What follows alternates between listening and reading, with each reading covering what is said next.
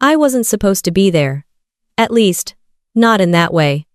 I was Staff Sergeant Brooke Callahan, culinary specialist, glorified cook, the girl in the kitchen, depending on who you asked. Not sniper, not recon. Not anything that would have made me worth a damn in my sister's eyes. Major Lauren Callahan, my older sister, was everything I wasn't. Sharp, decorated, always in the middle of some high-level intelligence briefing, sipping black coffee like it gave her rank. She'd walked into Fob Sabre 2 days ago with her name stitched above the American flag and a smirk stitched to her face. The smirk was for me. She didn't even try to hide it. First formation that morning, she made it loud and clear in front of half the unit. "She's just a waitress," Lauren said, nodding at me while briefing the SEAL team. "Don't expect her to be useful if things go sideways." Laughter. Some half-hearted, some cruel. None of it surprised me. That's the thing about being written off, you learn to expect it. I stirred a pot of chili that afternoon, like I hadn't heard any of it. No one asked me how I felt. Good.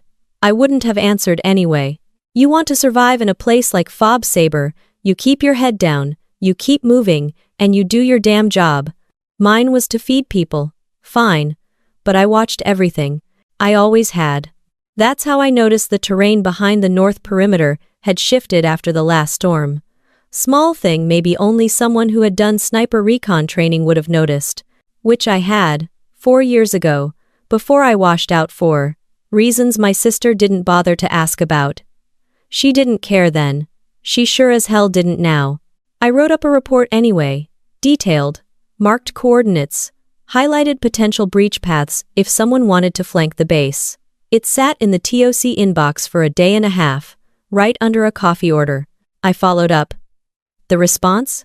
"Thanks, Sergeant, but let's leave the tactical assessments to the professionals." Translation: shut up and stir your chili. You'd think I'd be used to it. The underestimation, the quiet dismissal, the way people assumed I wore this uniform because I couldn't cut it elsewhere. Even my sister, especially her, acted like I had failed upward into the kitchen. I didn't bother correcting them. That's not why I was here. Lauren and I hadn't been close in years. Grew up military brats, same house, same rules, but totally different worlds. She thrived under pressure. I broke under it once, and she never let me forget. Even in private, the jabs kept coming. "You could have done something meaningful," she once said, leaning on a cot with that same cold stare. "You had potential. You chose apron strings. It's not a mainza." She had no idea what I'd been through. But again, she never asked. The base was busy that night. Intel said a storm was coming. And not just the weather. Some chatter about movement near the Khyber Pass. Lauren was still glued to her maps and signals, barking orders through a satellite headset like she was orchestrating a symphony.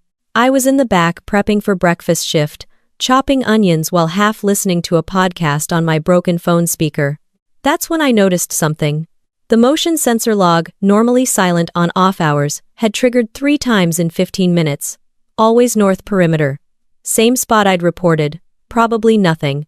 But instincts have a way of grabbing you by the throat and making you pay attention. I went to the watch officer. He didn't even look up from his tablet. "Could be goats. Locals move livestock around at night," he said. "But they don't trip motion sensors," I replied. "Look, if you're that worried, send an email. We'll get to it in the morning." And that was that. I walked out. No raised voices, no drama, just another warning filed away and forgotten, like me. By midnight, the wind outside was howling. Sand and dust beat against the walls like a war drum. Visibility was trash. The comms were glitchy, and the sky was thick with the kind of tension you don't need words to feel. I was back in the kitchen, half cleaning gear, half praying the storm would pass without incident. Then a private burst in face, pale, voice cracking. "They hit Tower 3, he said. "North side. We're under attack." That was the first time I heard the boom. Followed by a second, then automatic fire. People scrambled, radios screamed, boots pounded across gravel. I froze for exactly 2 seconds. Then I moved. Not because someone told me to, not because it was my job, but because I knew this was the moment they didn't think I was built for. The moment I was supposed to stand back and let the real soldiers handle it. So I grabbed my vest, I grabbed my boots, And I ran toward the kitchen window, the same one facing the breach path I'd reported, the one they'd ignored. I wasn't thinking about glory. I wasn't thinking about revenge. But if you're still watching at this point, I want to hear from you. Drop a comment below and tell me, have you ever been underestimated like that? And hey, if stories like this keep you locked in, go ahead and subscribe, it helps more than you think. Outside, the sandstorm swallowed the horizon. I saw flashes, heard shouting, but I didn't panic. I spotted the weapons locker by the supply crate. One of the SEALs had gone down during the first wave, his gear was still there. Mk-12 SPR. Custom scope. Full mag. I took it. No hesitation. No permission. And from that moment on, just a waitress wasn't how they'd remember me. The weight of the Mk-12 felt heavier than I remembered. Or maybe I just hadn't carried one since I froze up during that exercise 4 years ago. Not exactly the kind of memory you want resurfacing when live rounds are flying and the base is under siege. I pressed my back against the wall beside the kitchen window and looked through the sand-caked glass. The muzzle flashes were dim, scattered through the storm. Shadows moved in jerky bursts, organized, close, fast. This wasn't random, it was coordinated. And it was coming from the exact breach point I had flagged. Go figure. I breathed out slow. Muscle memory kicked in. Hands steady, cheek to stock, eyes down the scope. I waited. One of them paused in the open to reload. I fired. One down. No celebration, no high, just recalibration. The next few minutes came in pulses, locating, firing, shifting. I didn't count. I just moved. Behind me, someone was yelling into the radio. Another voice shouted about ammo, a third about medics. But I kept my eye in the scope. That small, controlled circle was all I needed to stay grounded. And it worked. Until the first scream. It was one of ours. Loud, sharp, real. Someone had gone down near the motor pool. They were pinned. I couldn't see him too far left, but I heard the call. A medic bolted out, trying to reach him. Bad move. One of the insurgents took aim. He had height, cover, and a clear shot. I dropped him before he pulled the trigger. The medic made it. People started to notice then. A couple of SEALs popped into the kitchen with their weapons drawn, expecting chaos. Instead, they saw me prone, locked in, barrel steady, eyes burning through the scope. That's the cook, one of them muttered. Yeah, the cook. Another minute passed. I'd counted 5 solid kills now, possibly 6. A few rounds had chipped the wall near my left elbow, but I hadn't flinched. I'd like to say I felt heroic in that moment, but truth is, I felt angry. Not at the enemy. At the people behind me. The ones who didn't listen, the ones who laughed, the ones who never thought I'd pick this rifle back up. When the first lull hit, I finally stepped away from the window. A corporal handed me a comm. "TOC wants to know who's on that scope," he said. I clicked the mic. "Staff Sergeant Callahan," I said. "Which Callahan?" "The one with the kill count." I clicked off. I didn't need their approval. I just needed to keep shooting. But of course, Lauren heard that exchange. It didn't take long for her to find me, storm or no storm. She always knew where the center of attention was. She barged into the kitchen like she owned the damn place, even though her uniform was covered in dirt and a gash ran down her temple. Nothing life-threatening, unfortunately. "You took a sniper rifle?" she snapped. "Sure did. You're not cleared for active engagement. And you're not cleared to ignore tactical reports. But here we are." For a second, she looked like she might actually slap me. Not because I was wrong, because I wasn't. "You think this makes up for—" "No." I cut her off. "This has nothing to do with you." She didn't know how to respond to that. And honestly, I didn't care. The longer she stood there trying to pull rank, the more lives were on the line. I wasn't going to play power games while people bled outside. "I need more rounds," I said, turning to one of the SEALs. "And elevation. I can't cover the east approach from this angle." They nodded without hesitation. No salutes, no questions, just movement. Lauren stood frozen. That part was almost satisfying. While I relocated to a sandbag position on top of the supply shed, the wind howled harder. Dust slapped my face. I blinked through it, Forced my breath even, eyes forward. From up here, I had a wider field. A better shot at spotting their comms runner. Every squad has one. Kill him, and you choke their coordination. And sure enough, there he was. Low to the ground, headset on, signaling with his offhand. I tracked him for half a minute, waited for the right pause. Squeeze. Down he went. I didn't smile. I didn't say a word. But I saw it happen. One of the flanking groups suddenly stop, confused, misaligned. That was my shot disrupting their rhythm. From below, someone shouted, "Who the hell is shooting like that?" Another voice answered, "It's the cook."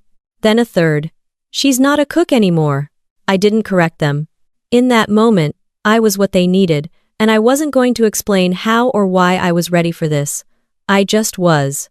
The radio crackled again. "This is TOC Staff Sergeant Callahan. Report current visual." I gave them what I saw. No fluff. Just clean, tactical reporting.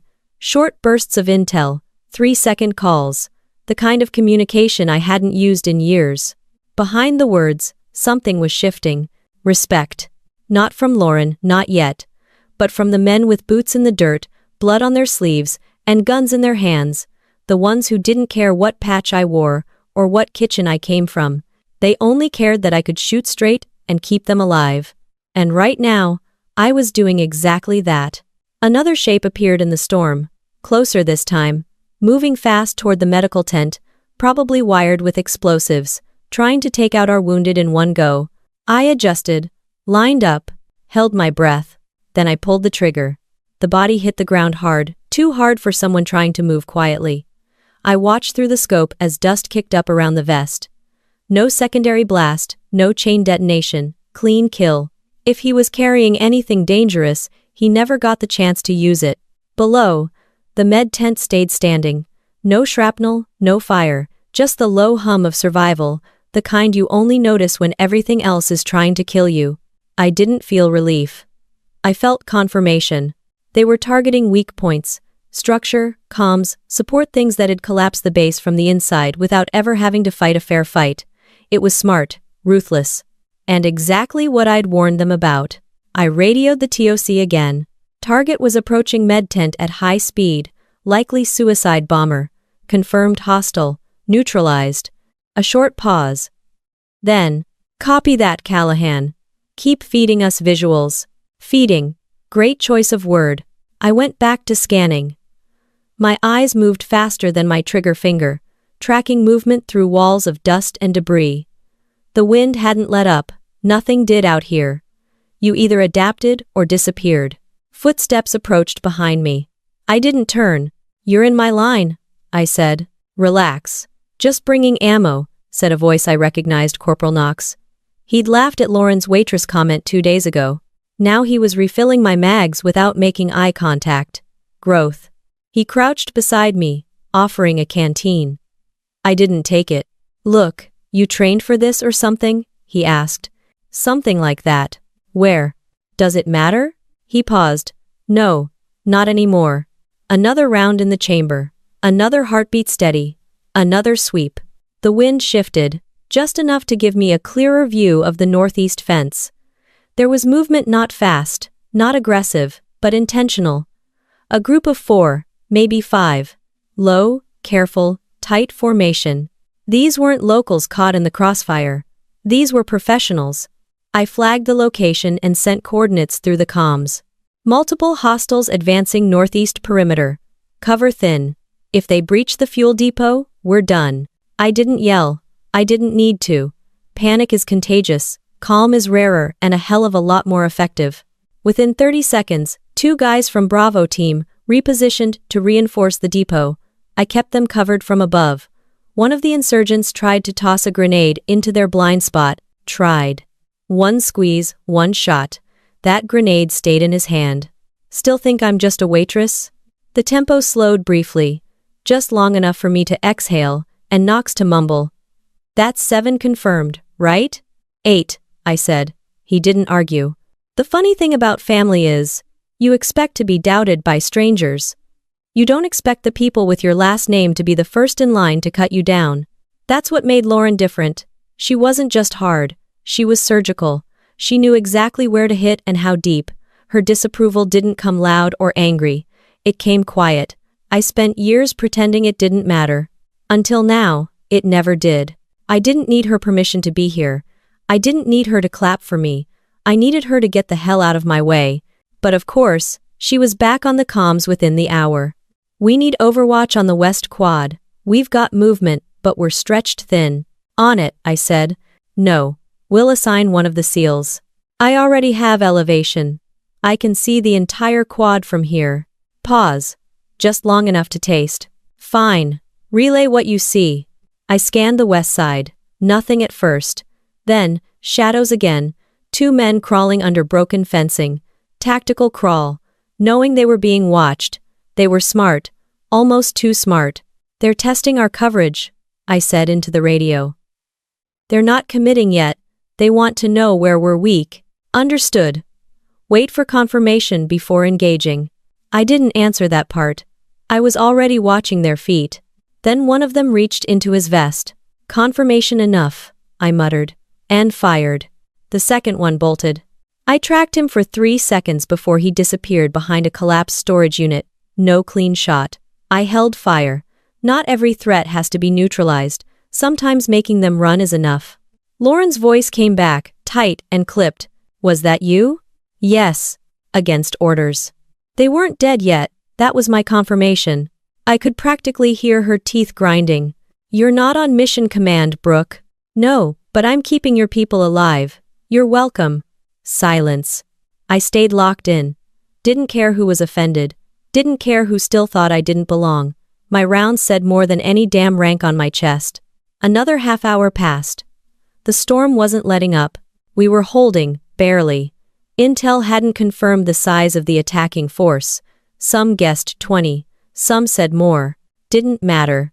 At that point, all I needed to know was where they'd pop up next. I wasn't getting tired. I wasn't second-guessing myself.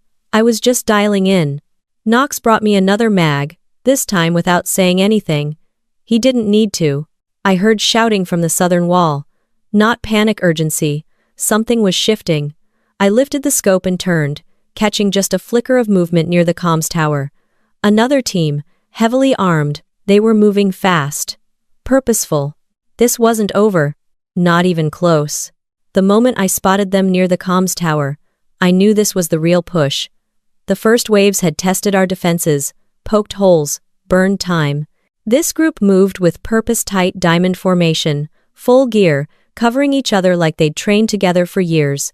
I relayed their position through comms, but no response, just static. Of course. I glanced up at the sky. The storm wasn't just jamming equipment now, it was swallowing the base whole. Wind slammed against the roof of the supply shed, like it wanted in. Visibility dropped to near nothing. We were cut off, blind, and half-deaf. This was the worst-case scenario, and it was happening right outside my kitchen. I dropped back down the ladder, boots hitting the gravel hard. Inside the kitchen, half the lights were flickering. Someone had dragged 2 injured soldiers inside and laid them next to the freezer, out of direct fire. The cook staff huddled in the corner behind overturned prep tables, eyes wide like they'd just now realized war doesn't care about job titles. One of them looked up at me. What's happening? We're being picked apart, I said, loading a fresh mag. Slow, smart, and from every angle. A window shattered behind us. I turned fast, aimed false alarm. Wind pressure had blown out the panel, but the timing wasn't lost on me. They were getting closer. I moved to the back room, the dry storage, where we kept extra supplies and emergency gear. That's where I saw him, Private Ortiz, bleeding from his side, trying to tape gauze with one hand. Let me, I said, crouching beside him. He flinched, then recognized me. I thought you were just... Not now, I cut in. Save it. I tied him off fast, helped him sit up, and gave him his sidearm. If someone comes through that door without a friendly voice, you shoot. Got it? He nodded, pale but alert. Good enough. Then came the thud. Not gunfire, not footsteps, impact. The wall behind the dry storage shuddered. I raised my rifle and stepped back into the main kitchen. Another slam, this time from the far side, the exterior wall. They weren't coming through the gates anymore. They were coming through us. The kitchen, my goddamn kitchen, was about to become the front line. I radioed again. Southwest corner, breach attempt. Immediate backup needed. Nothing. I was done waiting for backup. I braced near the walk-in freezer, rifle aimed at the back door. One of the cooks crawled toward the wounded, dragging a fire extinguisher with him, like that was going to stop bullets. I wasn't about to tell him otherwise. Then the door cracked open. A boot wedged it, not ours. I fired before I saw a face. Center mass. The body slumped, wedging the door further open. Another followed this one quicker. He ducked low, sweeping the muzzle of his AK left to right. He didn't see me to his right. One round through the side of the skull. Down. Third guy tried to toss in a flashbang. I shot him in the forearm mid-throw. The grenade bounced back out the door and detonated outside. Lucky me. Unlucky them. I yelled to the rest, "Stay down, don't move unless I say." My heart was pounding, but my hands were steady. Years of training that I was never supposed to use came back like muscle memory. One of the cooks behind the counter was hyperventilating. I caught his eyes. "Look at me," I said. "You're fine. They're not getting in." He nodded. Barely. Movement at the broken window. I swung left, fired again. A figure dropped. Ortiz shouted from the storage room. More from the east. I ran low along the wall, reached the far pantry window. Confirmed 2 of them, using the generator housing as cover, trying to flank the wounded. I took one out, the other dove behind a crate. I switched position fast, used the reflection in the stainless steel to spot him peeking. Fired off a ricochet shot that hit his leg. He screamed. Not dead. But not moving. Something shifted then. I don't mean inside the room. I mean inside them. Whoever was coordinating the assault started pulling back. You could feel it, like the spine of their plan had snapped. They hadn't expected resistance from the damn mess hall. I pushed out the back door just enough to check the corridor. Clear. I stepped further. And that's when I saw her. Lauren. She was coming from the east barracks, helmet off, blood on her sleeve, not hers. She stopped cold when she saw me standing there, rifle up, breathing hard, kitchen behind me like a war zone. She opened her mouth, closed it again. "Hi," I said, like I wasn't covered in dust and cordite. She looked past me. Saw the 2 bodies by the door. The cook staff on the floor, the wounded, conscious and alive. I saw it hit her. Not fear, not pride. Doubt. For the first time in her perfect, polished, military-assured life, she looked at me and didn't know who the hell I was. I almost smiled. "Comms are down," she said finally. "I've been trying to reach the TOC. They're blind." "I know," I said. "That's why I'm shooting." She didn't argue. Not out loud. But the silence between us said plenty. Then a call crackled faintly from the east entrance. "They're regrouping." I didn't wait for her permission.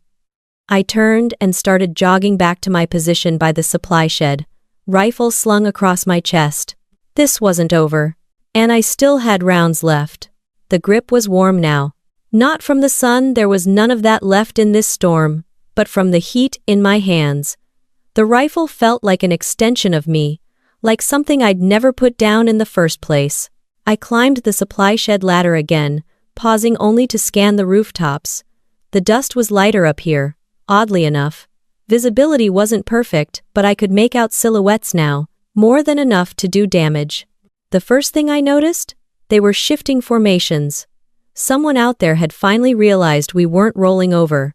They'd backed off from wide flanks and started clustering into cover-heavy fire teams. Tighter, more cautious. Which meant they were trying to conserve numbers. Which also meant they didn't like what was waiting for them up here. I chambered another round. Across the yard, 2 SEALs waved. One of them pointed to the east wall. I swung the scope over movement near the collapsed guard post. 3 insurgents creeping low, clearly thinking no one could see them from this angle. Wrong. I lined up the first shot, timed the movement, adjusted for wind. 1 squeeze. Drop. The second froze.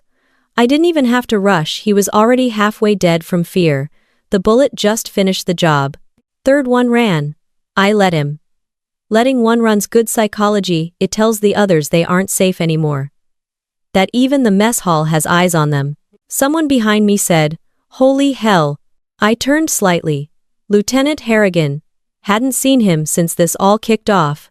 "That was you? Those shots?" he asked. "Still is," I said, without turning away from the scope.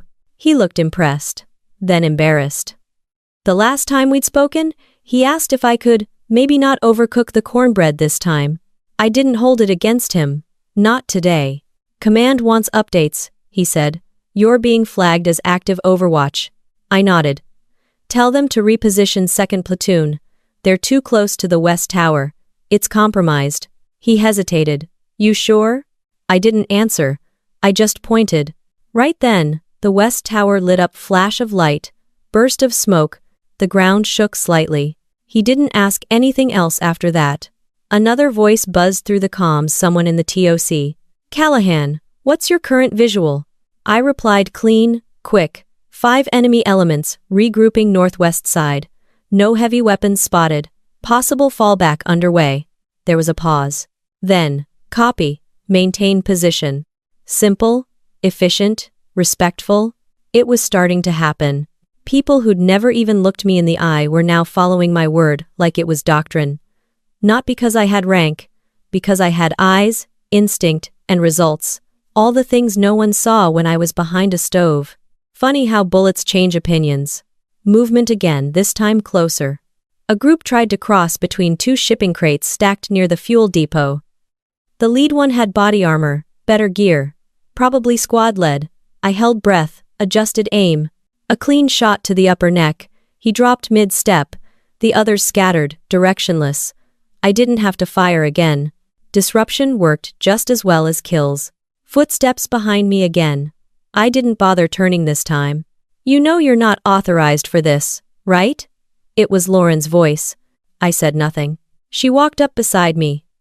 "You're out of position. You're not even cleared for combat." I watched 2 medics pull an injured Marine into the back of a Humvee. Kept my voice level. And yet, here we are. Still standing. "Because I'm here." "That's not the point," she started. I finally turned to look at her. "No.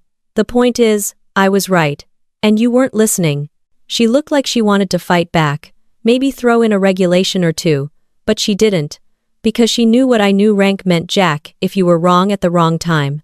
The silence stretched long. Then I heard it. Not outside. Inside.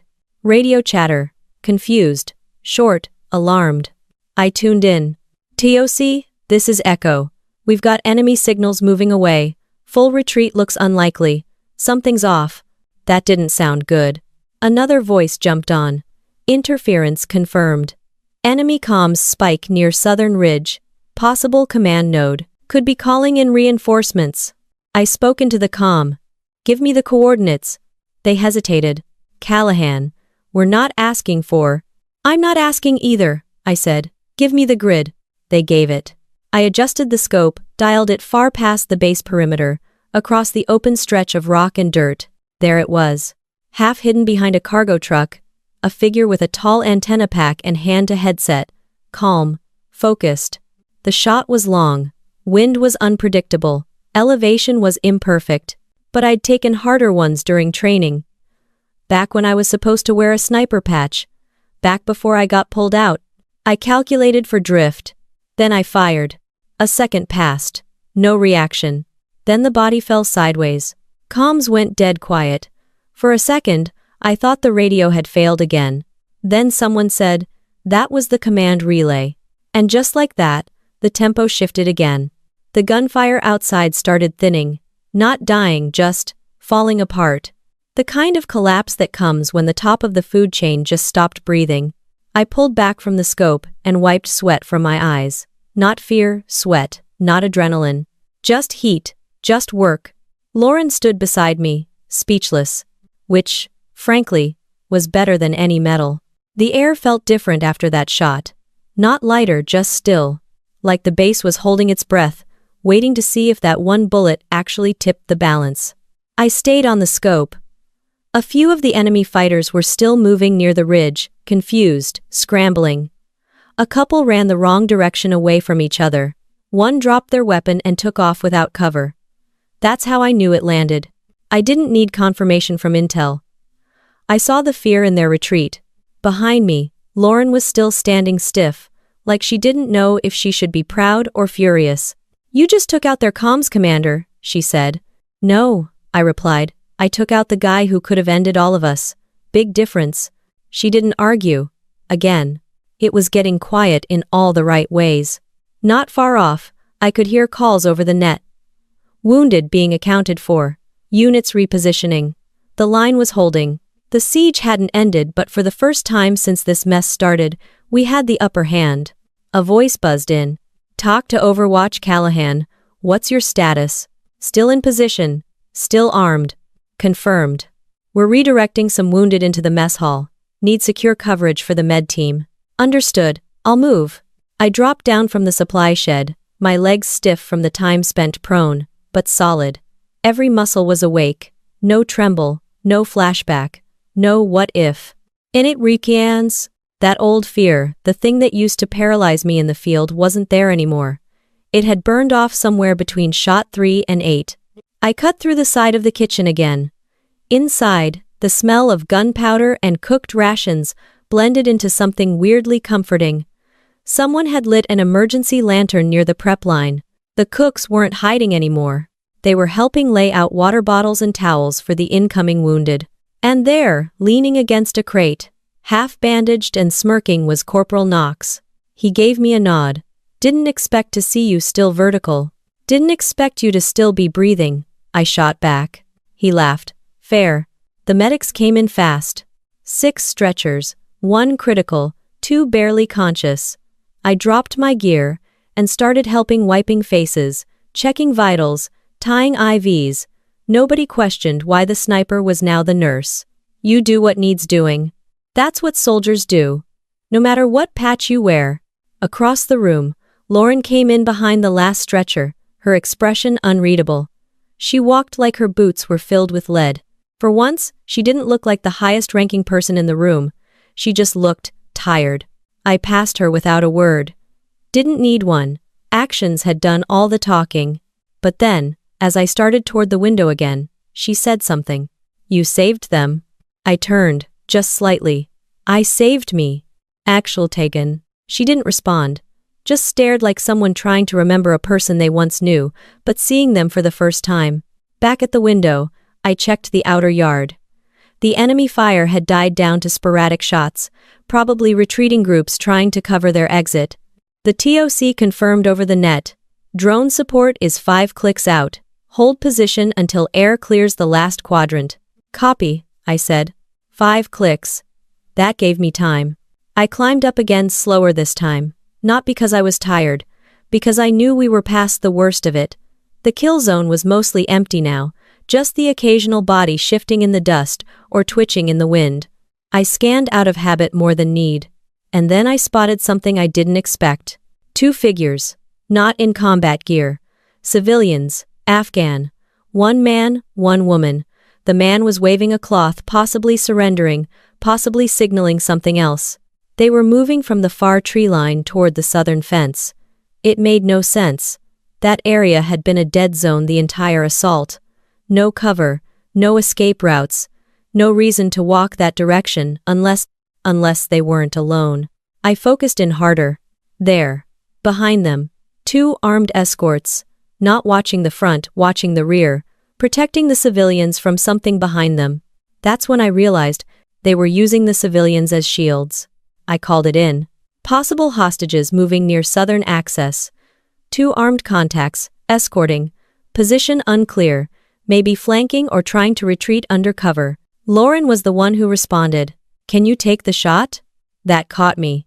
She wasn't questioning if I was allowed. She was asking if I was able. I narrowed the scope.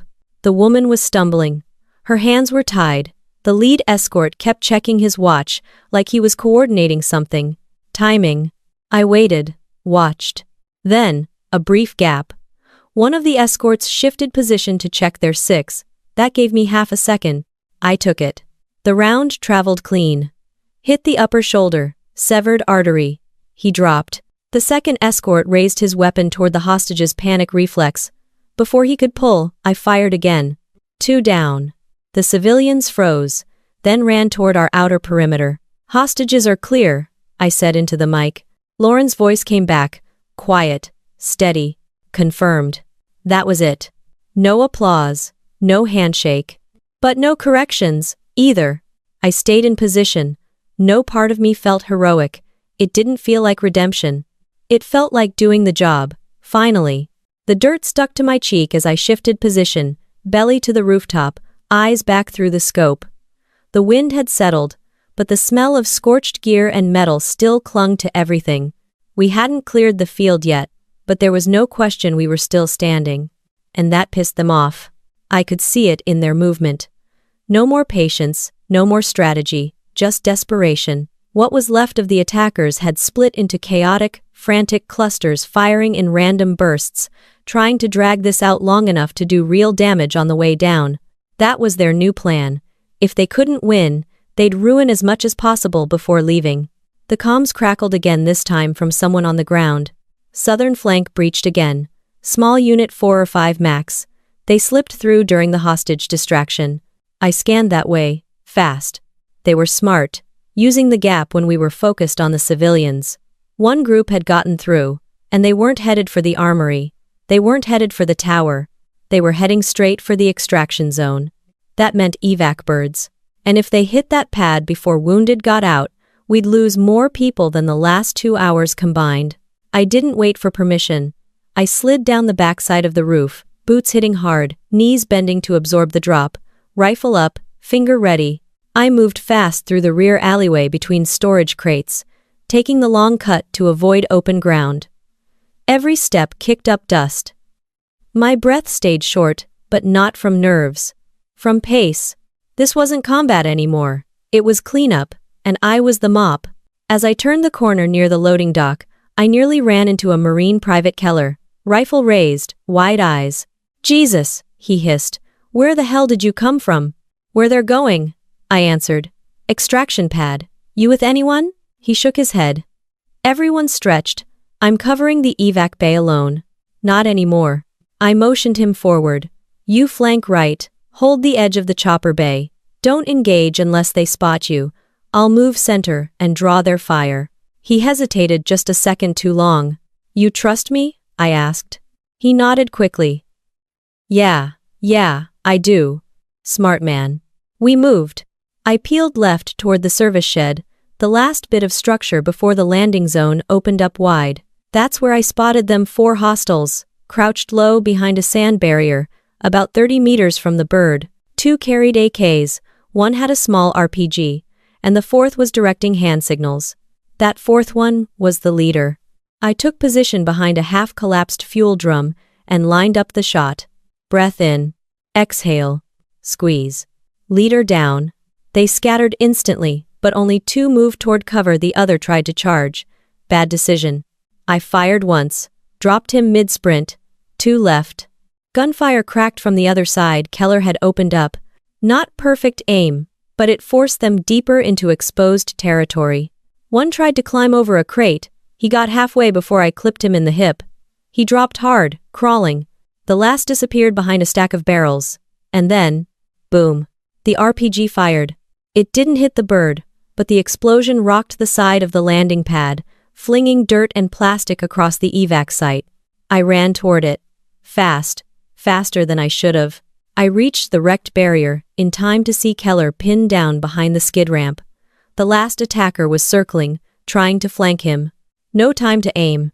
I shoulder rolled over the top of a crate and fired from the ground. 2 rounds.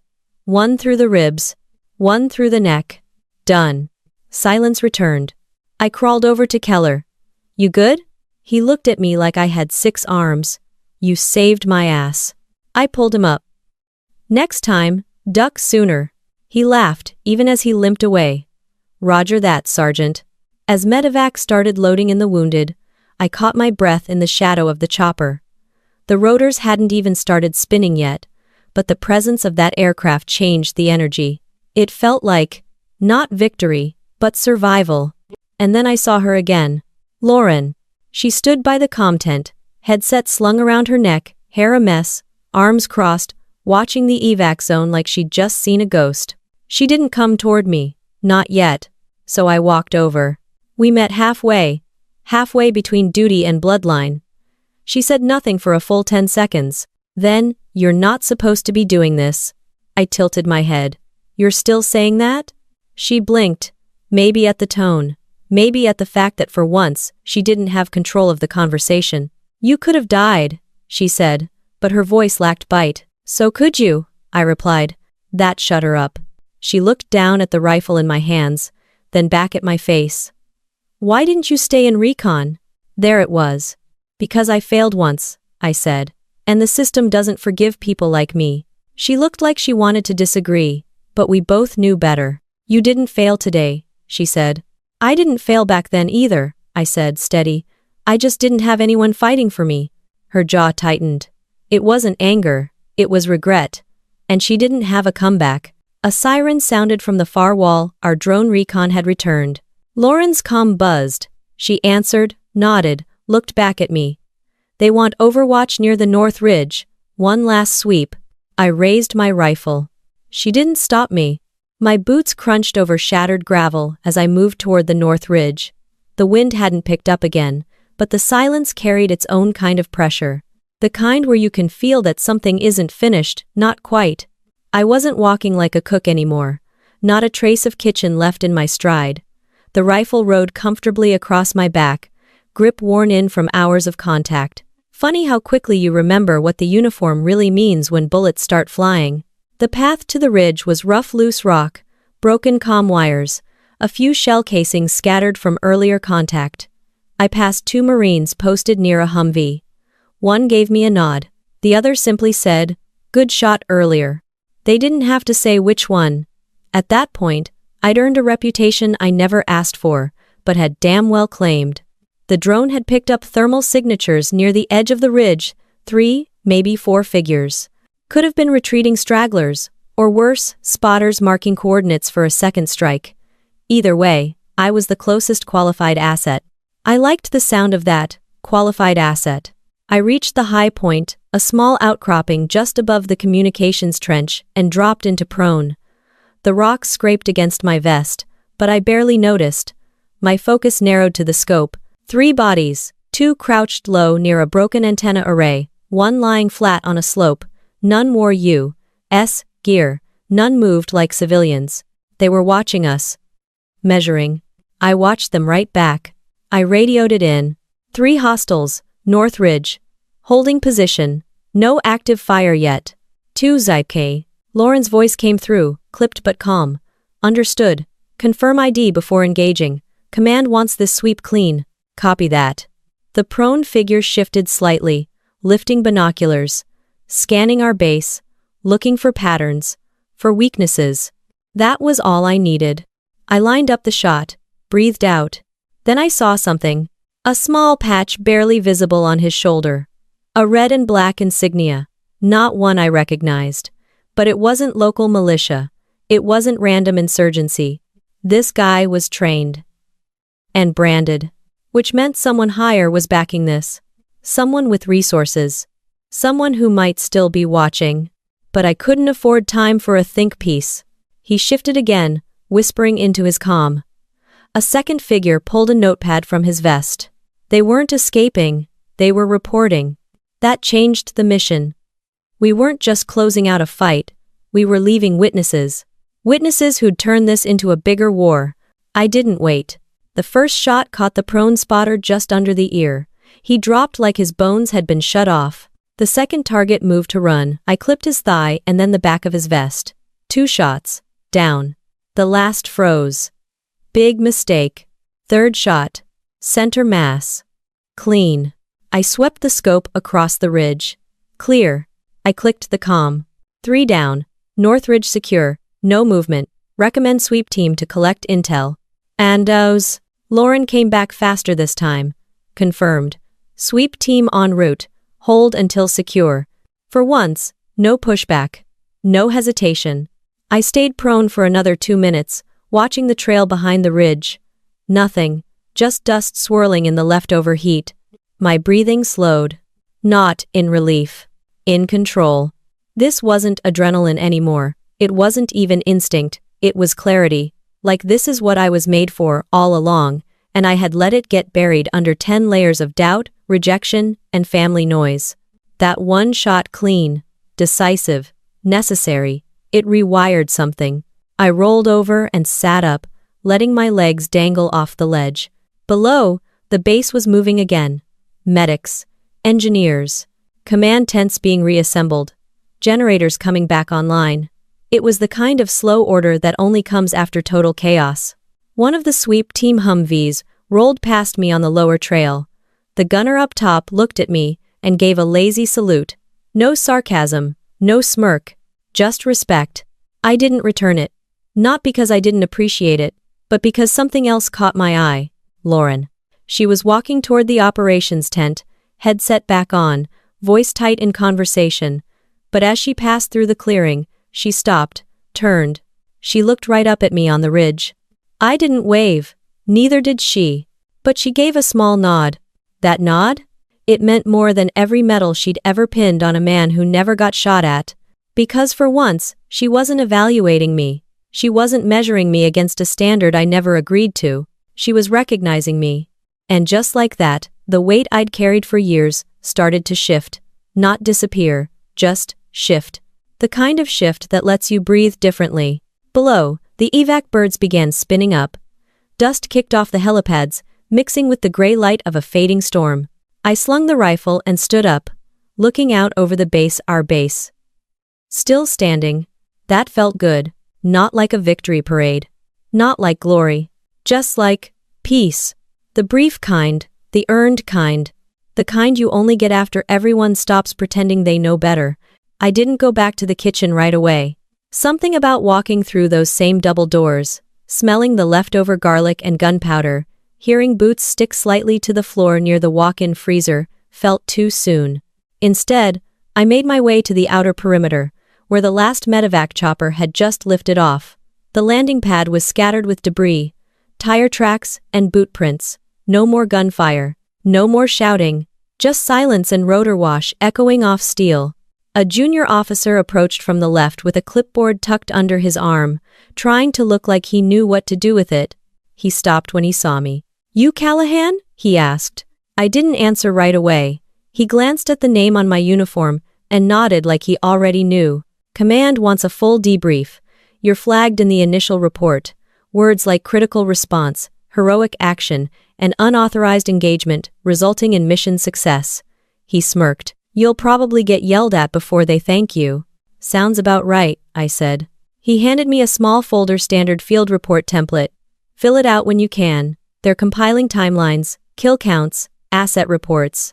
I took the folder, flipped it open, then closed it again. "You want accuracy or politics? Honestly? Doesn't matter.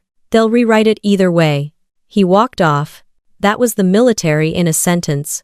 I sat on the edge of a broken ammo crate near the sandbags and stared at the smoke rising from the far side of the base. Not a lot, just enough to remind you it happened. Every few minutes, someone would limp by, nod, or murmur something I barely caught, "That's her," or "She's the one from the kitchen." But no one stopped me. No one asked me to go back to stirring pots or scrubbing prep tables. They knew. I had stepped into a space they didn't think I belonged, and they couldn't deny what I'd done there. That's the thing about being right too early, it pisses people off. And being right loudly, with a rifle and a kill count, that rewrites the pecking order. I didn't do it to prove a point. I did it because, if I hadn't, there'd be 24 body bags instead of 4. But the point got proven anyway. When I finally walked back toward the TOC, I found Lauren outside, leaning against the side of a comms truck, arms crossed, staring into the middle distance like she was interrogating a memory. She didn't look tired anymore. She looked like someone finally running the numbers on everything she hadn't seen coming. "You still breathing?" I asked, half smiling. She looked over, met my eyes. Barely. For once, there was no condescension. No sarcasm. Just two women who'd survived the same hell in different ways. I stopped a few feet from her. "You still think I should have stuck to serving cornbread?" I asked. She didn't flinch. She nodded slowly, almost like she'd been expecting the question. "No, I think you should have been given a trigger a long time ago. That one hit harder than I expected. I warned them, Lauren. About the ridge. About the sensor breach. Hell, I wrote it down. They ignored me because I had a spatula, not a sidearm. She didn't argue. Just looked down for a moment. I ignored you too, she said quietly. Not just here, for years. We both let that sit for a while. The kind of silence that isn't awkward. Just overdue. You always acted like the military was your territory, I said. Like I was squatting in your world. I was afraid you'd make me look soft, she admitted. And I couldn't afford soft. I laughed once short, dry. Too late for that now. She smirked. You blew that cover all to hell. We stood there in silence again, two Callahans in uniform, finally seeing each other without the filter of old sibling roles. Then she said something that caught me off guard. You remember when we were kids, and Dad made us dig those foxholes in the backyard? I blinked. You mean the bonding exercise where we basically excavated half the lawn? Yeah, she chuckled. He said, if you want to survive, dig faster than the bullets fly. I thought that was the dumbest thing I ever heard. I nodded. Until today. Until today. She reached into her pocket and pulled out a small metal tag. My old recon badge, the one I didn't earn, the one I was pulled from before I could finish. She must have dug it out of my records. She held it out. I can't give you rank, she said, but I can give you back your name. I stared at it for a second. Then took it. It felt lighter than I remembered. Or maybe I was finally done carrying the weight that came with not having it. I clipped it to the front of my vest. It didn't make a sound, but the silence it replaced was the loudest moment of my career. Then the radio cracked again. All clear, all sectors secured, casualty teams returning. We both looked up at the sky. The storm had finally passed, and for the first time in a long time, so had everything else. If stories like this one hit something real for you, about family, military life, or the fight to prove you belong, subscribe to the channel. There's more where that came from, and trust me, not all battles happen on the front line.